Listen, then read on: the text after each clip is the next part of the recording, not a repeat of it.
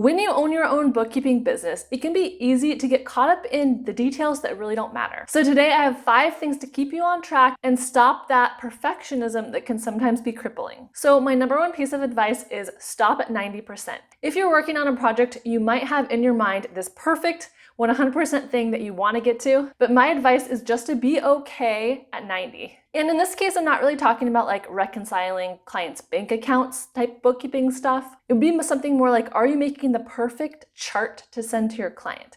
Are you like making all the right words bold and colored and super perfect and cool and all this data, all this information? Or your website, that is a big one. You can tweak your business website for like a week straight and just keep switching like the font or something. So for those projects, for your website, for your business cards, for your logo, you really don't have to aim for perfection, just aim for really good and complete. One of my favorite ways to kind of phrase this that I say all the time to myself and to my husband is what Seth Godin says. He says, ship it, meaning like the metaphor of like a product that you're shipping out to your customer. That's just a really like quick, concise reminder to myself that the most important thing is to get a product to the customer, get a report to the client. Don't make an email 100% perfection, just send it off. I mean, perfection really is arbitrary. It's a myth. There's no such thing as perfect, right? So train yourself to stop at 90% and to ship it. Another practical way that you can do this is number 2,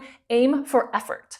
So when you're setting goals, when you're setting up your week, instead of saying, I'm gonna finish this project, say, I'm gonna work on this project for 3 hours. So in this community, we talk a lot about like, am I ready to be a bookkeeper? I don't feel like I'm good enough. I have impostor syndrome. And a lot of those feelings makes it hard just to start.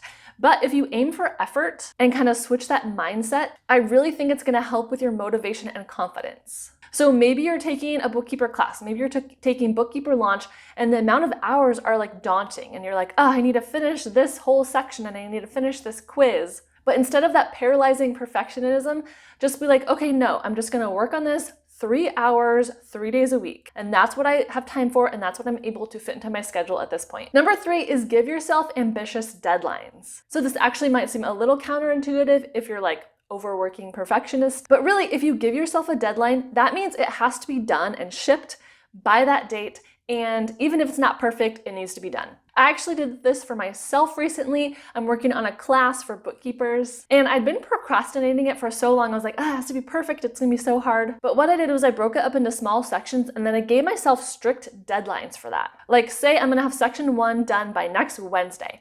And today I'm like, oh, next Wednesday is so fast. Oh no, I'm not gonna be able to get this perfect thing done by next Wednesday. But because I had a strict deadline that wasn't like 4 months away, I didn't procrastinate. I was like, okay, gotta get this done by Wednesday, and I didn't procrastinate and just did it. And I didn't worry about if it was 100% perfect, just got it done. Number 4 is to over-deliver. So maybe you're doing a cleanup for a client. Tell your client that is going to take like twice as long as you really think it's gonna take. Maybe you think the cleanup is gonna take about a month. Tell them it's gonna take a month and a half or 2 months.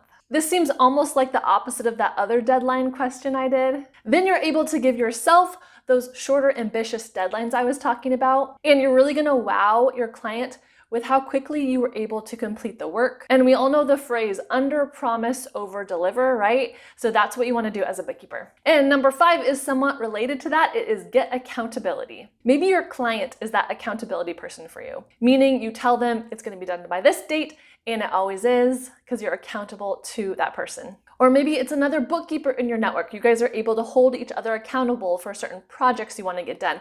Or maybe you have a marketing goal of getting a certain number of clients, and your bookkeeper friend or your friend maybe that has a different business and they are also trying to get clients, you can be accountable to each other. I know there's been studies done that different people are motivated and accountable to different things. So some people are really self-motivated, and if they set themselves a deadline, they're gonna meet it. I'm pretty accountable to other people. Like depending on the situation, if I tell you I'm gonna do something by a certain date, I'm gonna get it done like the majority of the time. So having that external accountability is going to help you get things complete and stop trying for perfection. Check out my website, FinePoints.biz, for more bookkeeper motivation. I would love it if you subscribe to my channel by hitting the red button and give this video a thumbs up. Let me know in the comments if you consider yourself a perfectionist.